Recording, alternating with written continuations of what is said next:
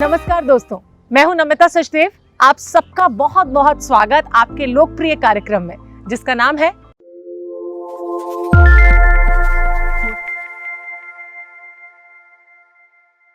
तो आज के अपने सफर को जारी रखते हुए हम आपकी मुलाकात करवाएंगे राजस्थान के एक ऐसे शोधकर्ता से जिन्होंने कचरे को कचरा नहीं समझा, बल्कि ऐसे कचरे से उन्होंने एक इंजन का निर्माण किया जिससे बिजली तैयार की जा सकती है और साथ ही इससे और इंजन को भी चलाया जा सकता है। तो आइए आपको मिलवाते हैं राष्ट्रपति द्वारा सम्मानित राय सिंह दहिया जी से।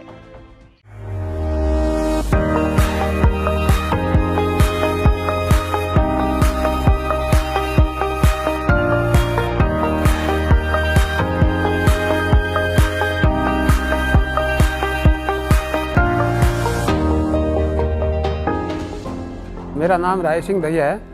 राजस्थान हनुमानगढ़ डिस्ट्रिक्ट का रहने वाला हूँ और अभी यहाँ जयपुर में 2010 में आया था। मैं पहले गांव में ही काम करते थे जब शुरुआत की थी तब तो, और यहाँ आने के बाद मेरे पास अभी कम से कम 20-25 लोग जुड़े हुए हैं और अच्छी आय सालाना तकरीबन 1 करोड़ का टर्नओवर रहता है हमारा। आपको ये सुनकर हैरानी जरूर हुई होगी कि एक साधारण सा किसान इतना बड़ा आविष्कारक कैसे बना और सालाना लगभग उसकी 1 करोड़ रुपए की आमदनी हो गई। पर इसके पीछे उनके जीवन के संघर्ष की लंबी कहानी है।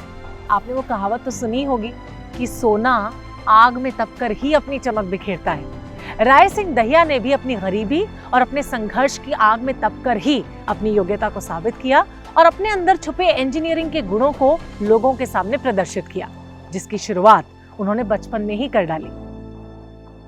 बचपन में मैं छोटा था तब गाय भैंसे चराते थे। उस टाइम में रेडियो पहली बार देखा था मैंने। मेरा साथी एक रेडियो लेके आया था।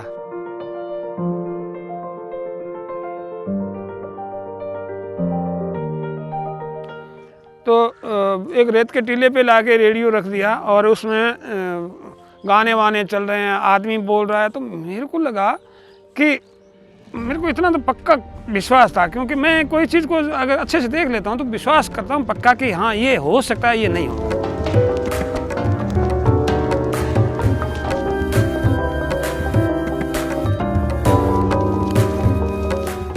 उपयोग में लाए जाने वाले छोटे छोटे उपकरण जैसे घड़ी, रेडियो, खिलौने आदि को खोलते और उसे ठीक करते। विज्ञान के प्रति उनकी जागरूकता ही उन्हें ये सब करने के लिए प्रेरित करती रहती। गांव से जब कभी कोई गाड़ी आदि गुजरती तो वो गीली मिट्टी से उसका डिजाइन तैयार करते। इस तरह उनकी लगन देखने को मिलती थी। बचपन की यही लगन उन्हें युवावस्था में पंप इंजन को खोलने और उसे ठीक करने के लिए प्रेरित करती। अब वो कार, जीप, ट्रैक्टर और दूसरे अन्य इंजनों को खोलने लगे और उसे ठीक भी करने लगे, जिससे गांव-गांव में अब उनकी चर्चा होने लगी। और जब भी किसी को कोई समस्या आती तो राय सिंह दहिया की वर्कशॉप पर पहुंच जाते।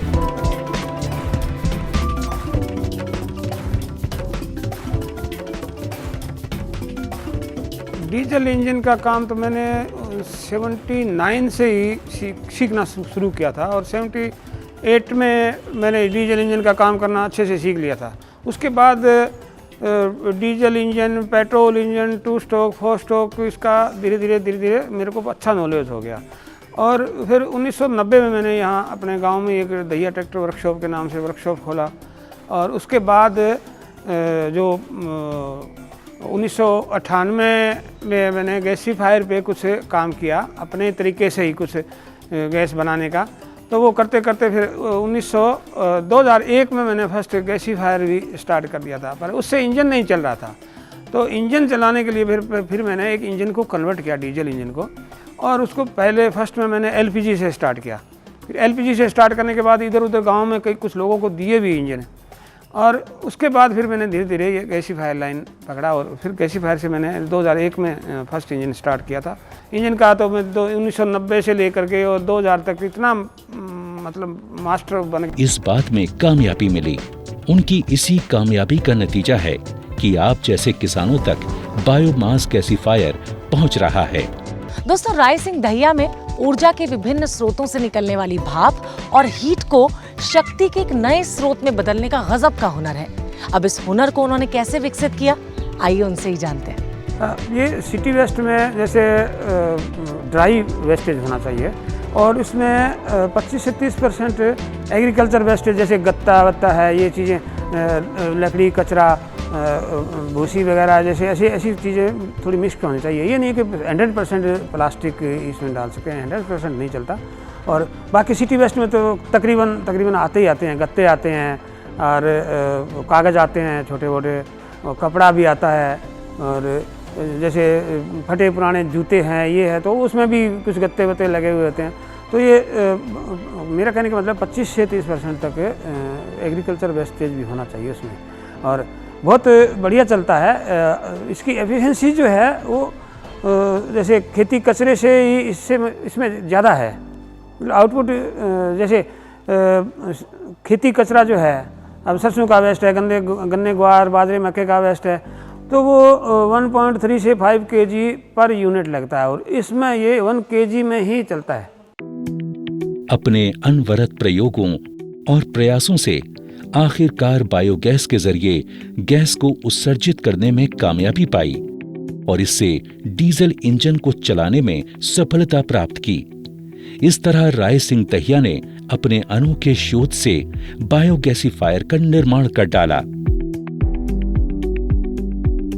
गैसीफायर में पहले शुरू में जब मैंने स्टार्ट किया था ना, उस टाइम तो जितनी देर में पास में रहता उतनी देर तक ही चलता था, और धीरे धीरे इम्प्रूवमेंट करते करते और 10 घंटे कंटिन्यू चलाने लग गया, और फिर 20 घंटे, 40 घंटे। अब जो है बेहतर घंटे का हमने टेस्ट लिया है, और 72 घंटे तक आराम से चलता है, कोई दिक्कत नहीं है। दूसरा, अभी हमने थोड़ा एक इम्प्रूवमेंट और कर दिया है इसमें, कि टार जो है इसमें सबसे बड़ी समस्या होती है, तो टार हमने चलते में अलग से निकाल लेना, इतना मतलब एक फैन प्लेटों द्वारा उसको सिस्टम को थोड़ा और इम्प्रूवमेंट किया, तो कि चलते हुए गैसीफायर में जितनी टार बनती है वो बन के नीचे गिर जाती है, नीचे गिर के एक अलग टैंक में आ जाती है, अलग टैंक से फिर हम चलते में ही बाहर निकाल सकते हैं। पिता श्री राम दहिया एवं माता श्रीमती मीना दहिया के घर जन्मे श्री राय सिंह दहिया ने इतनी बड़ी कामयाबी अपने पैतृक गांव में ही हासिल की थी। राय सिंह दहिया के लिए इस बड़ी कामयाबी को बनाए रखना भी एक बड़ी चुनौती थी। इसे बनाने में होने वाली लागत और इसकी बिक्री एक बड़ी बात थी।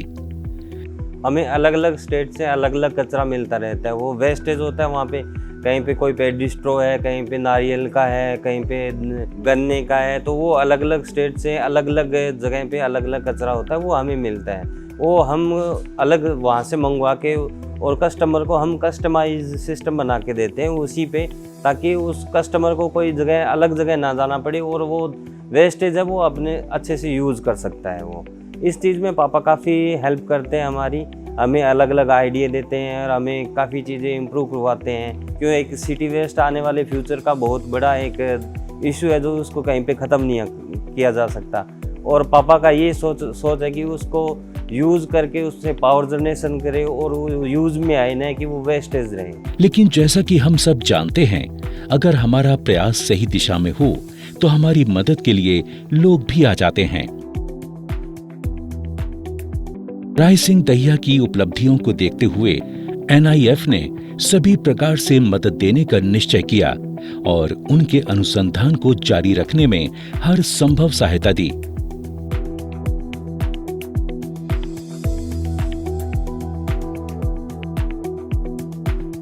NIF में मेरा रजिस्ट्रेशन 2006 में हुआ था, और NIF को पता चला कि मेरा एक न्यूज़पेपर में आया था मेरे सिस्टम के बारे में, गैसीफायर के बारे में, तो उससे फिर उन्होंने कोई एक शोध यात्रा में निकले हुए थे, सुंडाराम जी नाम करके, तो वो यहाँ पे मेरे पास आए और फिर यहाँ का कवरेज वगैरह लिया। यहाँ एक गैसीफायर चल रहा था आरा मशीन पे, तो उसका फ़ोटो वीडियो वगैरह वो लेके फिर NIF को दिया, तो फिर 2006 में मेरा रजिस्ट्रेशन हुआ। और उसके बाद NIF ने मेरा काफ़ी सहयोग किया है। NIF ने बहुत सहयोग किया, बहुत सहयोग किया है। तो NIF अगर नहीं होता तो शायद मैं यहाँ तक नहीं पहुँच पाता।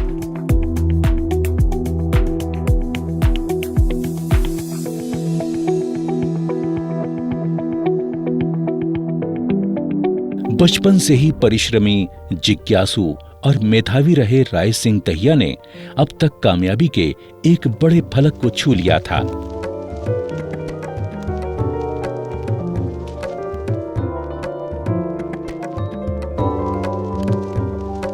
अब उनकी प्रसिद्धि गांव से दूर दूर फैल चुकी थी, किंतु सुविधाहीन गांव में आम किसानों का पहुंच पाना अब भी कठिन था।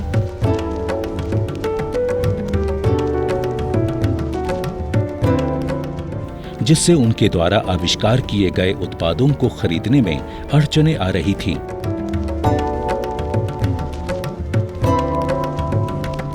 इसी बीच उनके मित्रों ने सलाह दी कि जयपुर में रहकर इस आविष्कार को देश और दुनिया के अन्य किसानों तक पहुंचाया जा सकता है।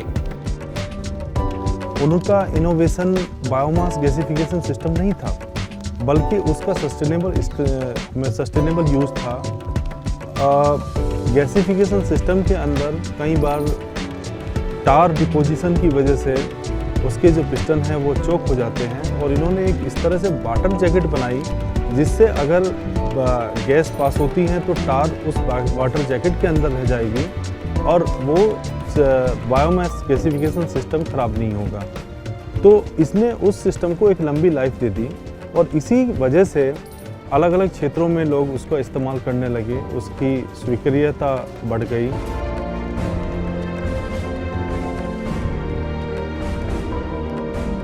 राय सिंह दहिया की कामयाबी का ये तो सिर्फ शुरुआती दौर था। जयपुर शिफ्ट होने के बाद उनकी कंपनी ने कामयाबी की नई नई बुलंदियों को छुआ।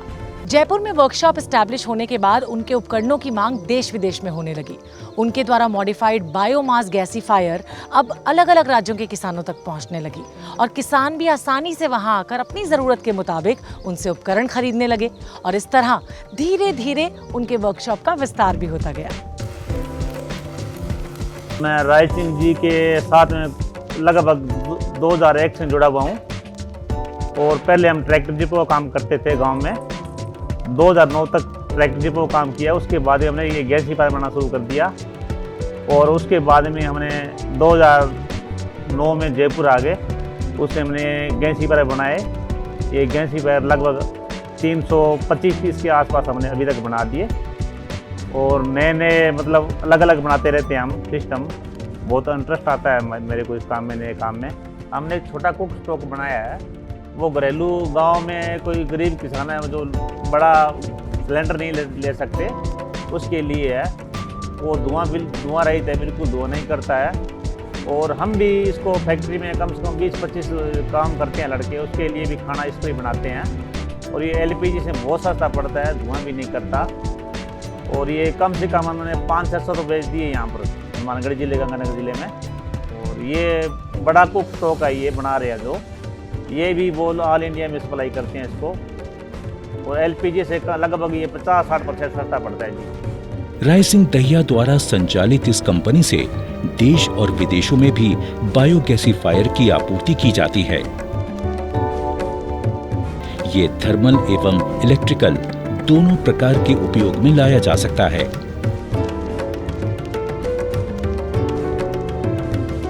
वर्तमान में इसकी 100 से अधिक यूनिटें काम कर रही हैं, जिनमें कम क्षमता वाले गैसीफायर का भी निर्माण किया जाता है।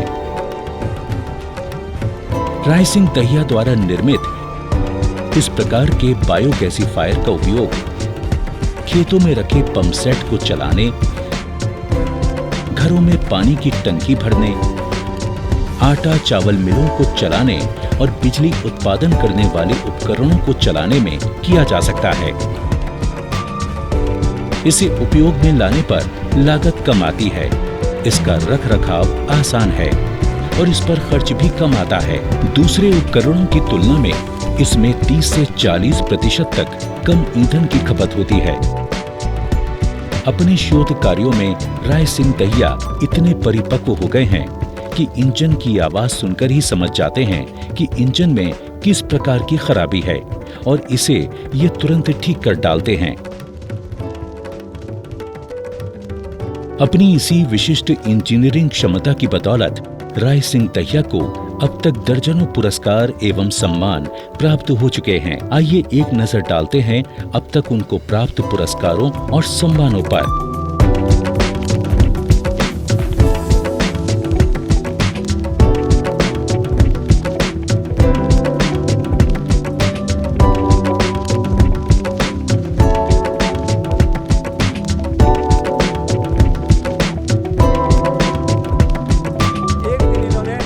का काम करते हैं, ट्रैक्टर मिस्त्री का।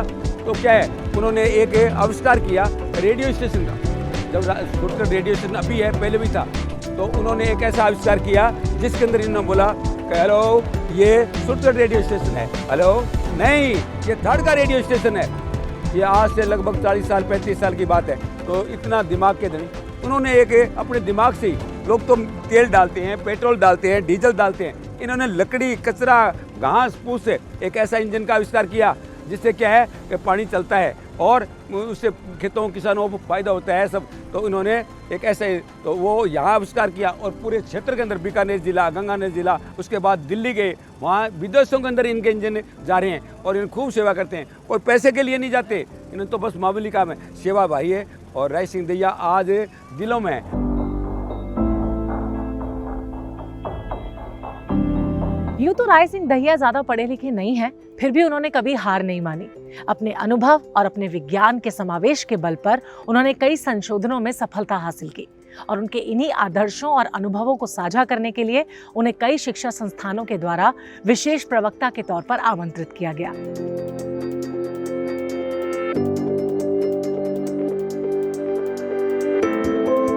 मैं बताना चाहूँगा कि राय सिंह जी जो इसी गांव के हैं और आप समय समय पर जब भी गांव में आते हैं तो विद्यालय में आकर के और बच्चों को प्रेरित करते हैं। बच्चों को ये बात सिखाते हैं कि विज्ञान को सिर्फ सैद्धांतिक ज्ञान तक ही सीमित ना रखें, बल्कि इसको व्यवहार में किस प्रकार से उपयोग किया जाए, किस प्रकार से नए नए आविष्कार किए जाएं, इस बारे में बच्चों को ये आप प्रेरित करते हैं।